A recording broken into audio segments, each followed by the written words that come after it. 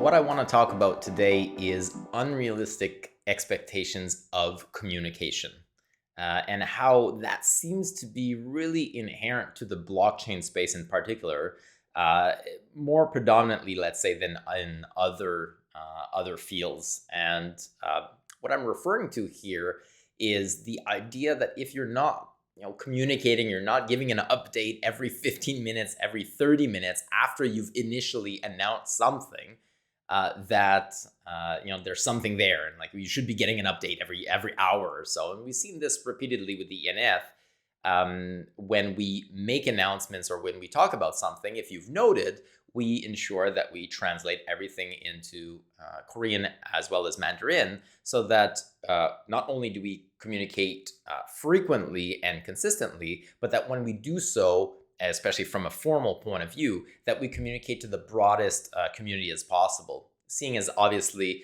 native language of communication for the ENF is in English, that does put the other communities in a way at a disadvantage. And we saw over the last 3.5 years or so that in the ecosystem, a lot of that formal communication came only in one language. And the other communities, the other cultures throughout the world were always left receiving the information much later on. And so if after something was put out, some type of a press release or something that was official, then people would be able to start the translation process, and they would get the information potentially a week later, 2 weeks later, depending on the case. And that really fractures, or I guess it really puts a distance between different communities. And the ENF, right from the get-go, we made it one of our mission statements that everything that we would do that would be formal, we would be translating in 3 languages. And that takes time, right? There's a certain amount of communication and coordination that goes into doing that. And so what we've done over the last 6 months or so is we've been putting out blog updates every week, give or take, sometimes more than once per week. And we've been doing the coordination of translation so that the community, from the ENF's point of view, gets constant communication and reliable communication every single week. And that's more of the formal type of communication. Now, in between, because obviously I'm able to speak English, we're able to join things like the fireside chat, which also occurs every week. I invite you to join. It's really good fun, and it's really informal.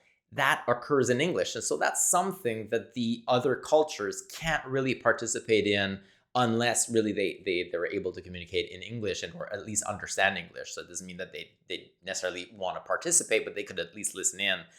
And there's a certain amount of logistical difficulties to ensure that everything you do is being translated, subtitled, interpreted at the same time, right? So inevitably, English-speaking folks do get an advantage over others. And so we ensure that at least when it's something more formal, that we make sure that they get the information at the same amount of time. Now, when it becomes unrealistic, and this is kind of the idea behind this rant, is that after we publish something, that then if 24 hours goes by, sometimes it's even shorter than that. Sometimes after 3 hours or 4 hours, we leave the message with, we'll communicate further as we get more information. This unrealistic expectation that it's been 2 hours, where's the next update? Sometimes there's no update in the next 2 hours. Frequently, there isn't. So we've showcased as the ENF that as soon as there's something that we want to communicate and that we're capable of communicating, we do so. I really hope at this point that that's not really debatable. If you look over the last 6 months, I don't think we've had a week gone by without having some type of formal communication on top of the daily back and forth in channels, on top of the fireside chats, on top of the any other method of communication, whether it be, for example, lately joining Mandel release calls and upgrade calls, that type of thing. So we're quite readily available within the community. But on top of that, we ensure that at least formally once per week, we make those more formal communications. But it's going back to this idea that if you don't communicate every 15 minutes, every 30 minutes, if you don't give an update within that period of time, that something must be up. That's just unrealistic.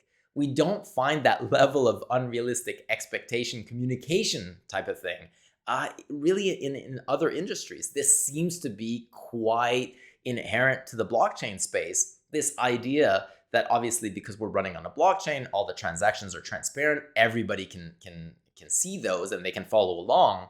And so that should also apply to communication. And to a certain extent, it does apply. We are extremely transparent with our communication. But it's this unreal. It's when you cross the line where it becomes unreal in terms of expectation, where if you haven't given an update in 15 minutes, in 30 minutes, something must be up. And so I really want to stress that we do over communicate, I believe. We ensure, and it is by design, we ensure that we're made available to the community as often as possible, as consistently, as reliably as possible. But to bring it back a little bit, that expecting us to be able to give you an update every 30 minutes is not realistic. I mean, most of my day is spent, 100% of my time is spent on EOS, but most of my day is spent in and out of meetings, talking with different stakeholders, coordinating where this ecosystem is essentially going, getting feedback from the various stakeholders within the ecosystem. It is possible that we make an announcement and then I'm in meetings for the next 4 hours and nothing has happened on that particular announcement or on that particular file. People should not be waiting around, waiting for, oh my God, something's going to be coming, something's going to be coming. That's unrealistic. That makes no sense. I think at this point, we've shown that when there's something that is an update or something that's relevant to bringing forward, that to communicate, that we do so.